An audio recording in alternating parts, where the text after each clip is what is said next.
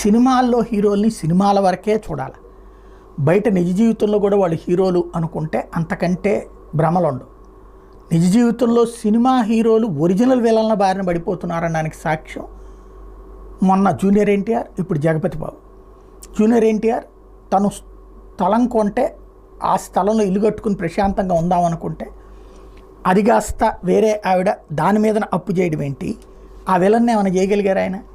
చివరికి తను చేసిన అప్పుని ఇప్పుడు జూనియర్ ఎన్టీఆర్ తీర్చాల్సి వస్తుంది. నన్ను వదిలేయండి బాబు అని హైకోర్టుకి వెళ్ళాల్సి వస్తుంది. అప్పులేమో బ్యాంకులు ఇచ్చినాయి, డబ్బులేమో ఆవిడ తీసుకుంది, బలైందేమో జూనియర్ ఎన్టీఆర్. ఇప్పుడు అట్లాంటిది జగపతి బాబు. పెట్టుబడి ఏమో ఆయింది, మోసం చేసిందేమో రియల్ ఎస్టేట్ సంస్థ, మునిగిపోయింది ఆయన. అదే సినిమాల్లో హీరోగా చేస్తే అట్లాంటి విలన్లని తుక్కు రేగొట్టి ప్రజలకి ఆ పత్రాలన్నీ అట్లా వెదజల్లుతారు, పనిచేస్తుంటారు. నిజ జీవితంలో సాధ్యం